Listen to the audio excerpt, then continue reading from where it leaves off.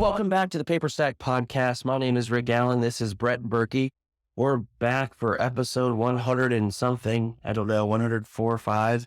Probably. We're somewhere in there. Anyways, back to talk today about some mortgage notes, knowledge bombs, drop it on there and see what we can do and expand for you. It is summertime, so we're supposed to be having a meeting today, owners meeting. They got moved to tomorrow, but I'm taking the kids to Island H2O tomorrow. So that's Island H2O is a water park. It's a water park. Ridiculous deal. It was like season passes for like $69. I think. Happy Memorial Day through November. So they have Wi-Fi there. So I go and sit underneath an umbrella and work on my laptop while the kids go play. I do the same thing. Because if you work from the house, they're just like, my daughter is probably the worst about it. She's like, I'm bored. Yeah. So My daughter got a leopard gecko, so now she's not as bored. you got a lizard. Yeah, I messed up and said I'd get her one. I didn't realize how long those things live. 15 to 20 years. Yeah, I was like, oh crap, what am I get myself into? I'll be taking care of the leopard gecko. She'll be all at college, Oh, which one?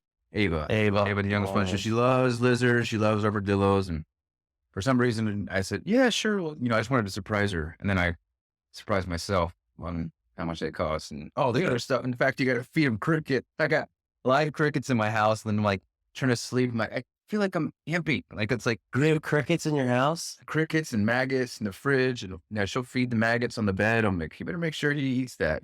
So Does he like get out of the cage? yeah, she walks around with them on her body, and she hangs out she'll sit there and hang out by the couch, and she'll be sitting in her own pit, like to keep warm. And What? yeah. You fed a lizard roaming free in your home? Yeah. So today's thing is interest only. Interest only loans. Interest only loans. It's one little button that if you miss it can really screw up someone asking questions, because Yes. If there's an interest only loan, there's going to be a balloon.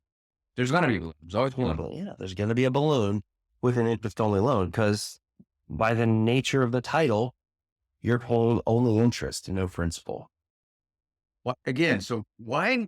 I mean, why is it just because they can't qualify? What would an interest only loan be beneficial to a borrower at all, or is there not?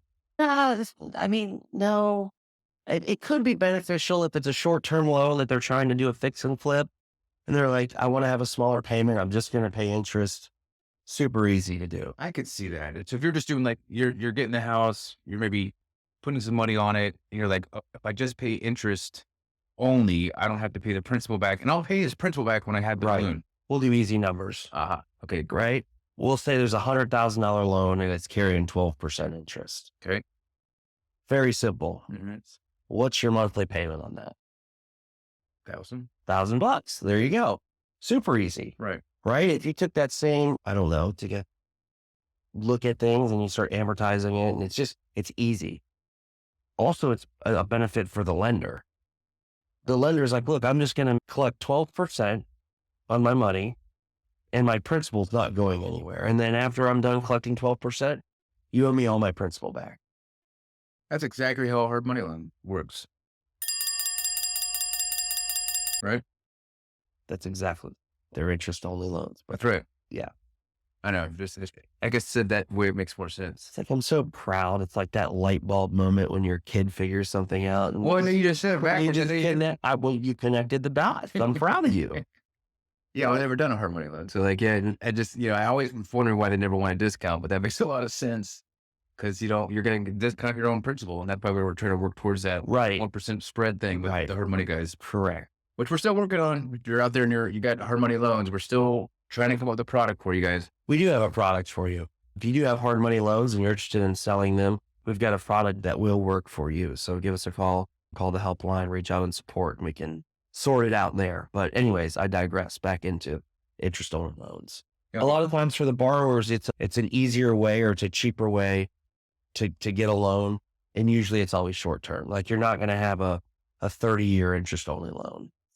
It's usually 1, 2, 3, 5-year loans. Interesting.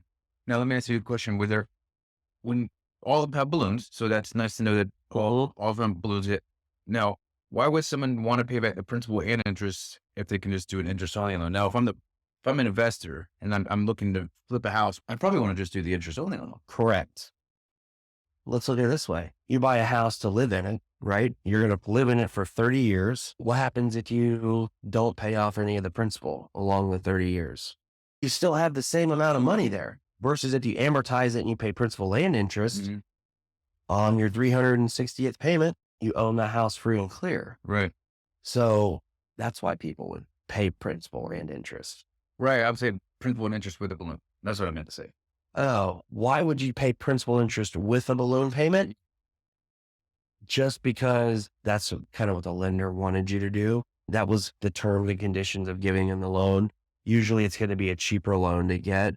Makes sense. So I could see, and correct me if I'm wrong here, but I would see where if you're paying, let's just say that you couldn't get regular funding, 30-year amortized, you got to get a balloon after 5 years, but you're paying principal and interest, and that usually would probably apply to someone that's just a borrower, someone that's going to live in that house. Correct. But if the person I'm looking to get in, get out, flip my money and do it again, I'm going to pay interest only because I need all that capital to do repairs. Correct.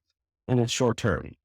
Sure. Yeah. Always like 12 to 24 months. Usually it's short term, 12, 24 months is good. Sometimes 36. Occasionally you'll have a 5-year balloon, but a lot of times it's 12, 24, 36. If you're talking about like investor bridge loans, stuff like that. Yeah. Bridge loans. I've never really seen them over like 24. No. Just because the allure for the investor who's making the loan is it's a short-term loan that I'm going to get all my capital back. Right. Not a lot of exposure, 24 months, 12% interest. And usually those people are putting money down the investor as well. Right. So they already have money in the game. And if God forbid, they can't get the flip done, that lender essentially gets the house. Correct. I'm sure those terms are a little bit different than somebody that's a residential because you're buying as an investment property. Say that again. So in terms of like, if you were to get the house back in terms of doing the foreclosure, I'm assuming it's a lot simpler than if I was a lender lending to somebody that's living in the house. You mean, is it easier foreclosure on like an LLC versus like a single individual? Right. Because it's a primary resident. Right. Yes. Yeah. Primary residence is tougher to foreclose on. And LLCs, well, businesses it tends to be easier just because you're not taking someone's home that they're living in. Right. Yeah. That's the same with like second homes too, though, right? Because it's only primary residence. It's just primary residence. Second homes, And you can if you get a good enough attorney, you can fight anything, and you can be good about doing it. But okay, that was pretty short. I guess the other thing we could probably squeeze in is just the ARMs. I mean, why would someone want an ARM?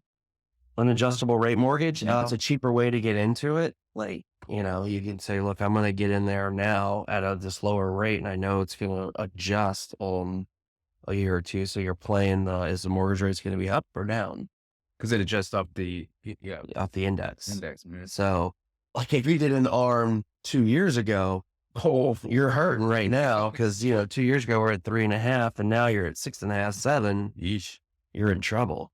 Yeah. But usually they put a floor and a ceiling on those, so it can adjust over a certain number. But I mean, that's essentially a big thing that happened in 2008.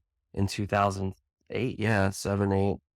There was a bunch of adjustable rate mortgages out there, and then it's kind of a math equation. If you've got this many people with an adjustable rate mortgage, and you raise the rates, and they all are coming to readjust.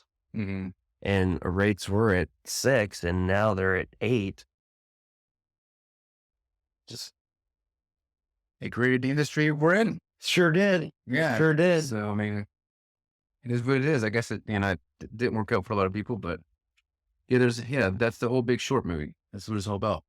Yeah. Good movie. Very good movie. Yeah. Good. Well, I think that's pretty much all I got on those two things. Okay. Well, it's a shorty. They don't always have to be long. Yeah, it's a snackable, but we're still going to put it in the podcast. So, so whatever. Well, but that's we'll have a long one. We have to have some guests coming on, which we just had Cody, we just had Gabe. So we're going to have more. I got a whole list of people, and then I got a whole list of people that go on and talk about seconds. People that talk about land. So we just, we're doing it. So that's probably, we were just on Jack Bosch's podcast. Oh, yeah, that was fun. We should go ahead and we should reciprocate and invite Jack. That'd be cool. I'd love to have them on. Yeah, that'd be awesome. Really So, cool. all right. Well, if you have anybody you'd like to see or have us talk to, interview, grill, put them through the ringer, let us know. Otherwise, we'll catch you guys on the next episode. See ya.